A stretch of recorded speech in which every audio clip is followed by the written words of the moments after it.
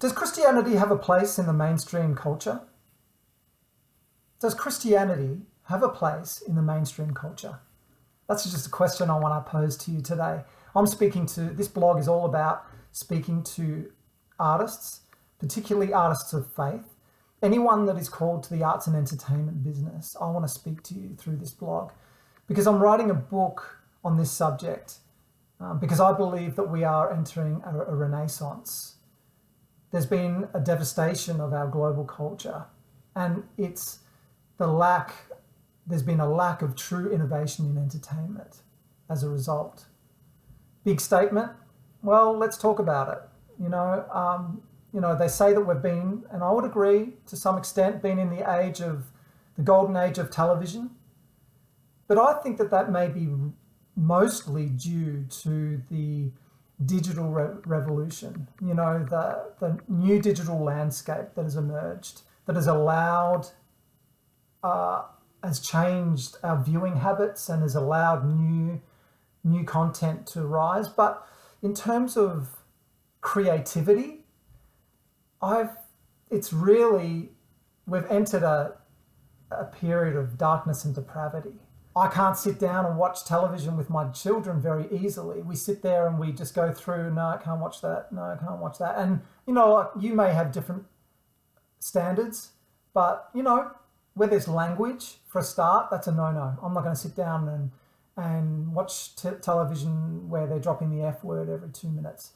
So, just things like that. I mean, I'm not going crazy here, but I believe the reason for that is that artists of faith have been kept silent.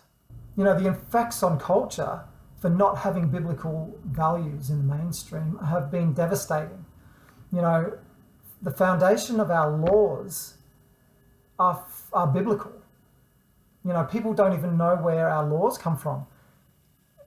I don't think even law students are taught that when they study law, the foundations of if you know, why don't you make a comment down below? But I don't think they're taught anymore the foundations of our laws, the concept of good and evil. They're biblical values, they're biblical concepts. People don't even know where good and evil come from. People think that good is how they feel. If they feel good, then it must be good. And it changes every day. But they don't really understand the true concepts, the foundations, where those ideas even come from.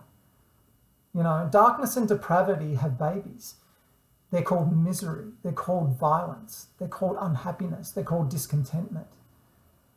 They are not a result of not getting your own way, of when you don't feel good about something. It's a result of evil. And the average person, I think, knows this. I think the average person is yearning for change, for arts and entertainment to point them to something greater. For all the digital age has brought us, the reality for Hollywood is that ratings are way, way, way, way down. If a show hits 1 million views, it's big time. Whereas 30 years ago, a show, if it didn't hit 20 million, it was a failure. Something's happened. Something's changed. And I realize that there's more content out there, but I think it's bigger than that. I think the issue is bigger than that. And so we need to acknowledge, though, when we talk about Christians in entertainment and Christian artists, we have to talk about the reality of our situation in terms of Christian art. Our Christian art is not great. There is a serious cringe factor to what has been produced. And I said in my last video that there's a reason for that, because Christian arts and entertainment has been infiltrated by the religious mountain, by the church, that are not gifted, that do not have the authority to engage in that marketplace, and have, as a result, made a bit of a mess of that. And I'll talk more about that in coming videos. And I talked about it in my last video if you want to check that out. But, Christian faith-based art is low budget, overt Christian symbolism and dogma, contrived story, salvation scenes and contrived, predictable storylines, terrible casting. I realise that these things are often budgetary, and that's because there's no industry, there's no foundation, all these Christian networks are operating off a donor model. There's no for-profit models, so they can't compete in the marketplace. So I'm going to talk more about that. But the real reason why it's like this, I want to talk about in the next video, because my next video is called "The Real Reason Christianity Drifted from the Marketplace." There is a real reason why Christianity drifted from the marketplace. It's not because Christian artists are bad. It's not because they're bad at what they do. Christian artists, I got saved when I was 23. I'd been in the entertainment business for only a few years. I started when I was 20. I'm 41, so I've been in the industry for more than 20 years now. I've been in both Christian television and I've been in the secular side. At the moment, I work in Hollywood for 20th Century Fox. So I've been on both sides of the coin. And I know that Christian artists have been starved for development opportunities. There has not been a supportive industry that values them and rewards them.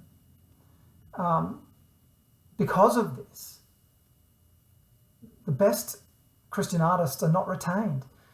The fact is, and I've seen this over and over again over my journey, the secular world, if a Christian goes into the secular world, they're pressured to either water down their faith or walk away from their faith. And I've seen many walk away from their faith. It's very, very sad. On the Christian side, as I said, there's no infrastructure. No one's looking after the Christian artist. Often you're not paid properly, if you're paid at all. And it's dire. And so we're not retaining great artists. We're not mentoring them. We're not giving them development opportunities. And so we're seeing a lack of know-how. We're industry leaders to open doors for young artists and giving them opportunities. It's not because the market doesn't want it. I believe it's actually the opposite. I think the market is yearning for it. So I've got a question for you. Which mountain, apart from the religious mountain, most influences all the other mountains? I want you to put your answers in the comments below. So for those of you that don't know, now this is a concept that has come out since the 70s. Lance Wallnau talks about it. He's written a book on it, and others have written a book on it too. Johnny Enlow has written a book on it as well. So I encourage you to have a look at it. But the mountains of society are church, family, education, government and law, media, arts and entertainment, which includes sports, commerce, so science and technology. Okay? Which mountain, apart from the religious mountain, most influences all the other mountains? I'd like you to put your answer in the comments below. But for the next video, the real reason Christianity drifted from the mainstream. There's a reason why it happened, and I'm writing about it in my book. I'm going to take us back in time to the advent of television and film. There were things that happened that set us on a course where Christianity drifted from the mainstream. And so I want to talk about that because we need to know our history. We need to know why we find ourselves where we find ourselves. So I'll leave that with you. That's coming up next. For now, 2 Corinthians 5:20, we are therefore Christ's ambassadors, as though God were making his appeal through us. We implore you on Christ's behalf, be reconciled to God. God made him who had no sin be sin for us, so that in him we might become the righteousness of God. I'm going to leave that with you. You can look it up yourself. 2 Corinthians 5:20. The real reason Christianity drifted from the mainstream. That's coming next. We'll see you on the next video.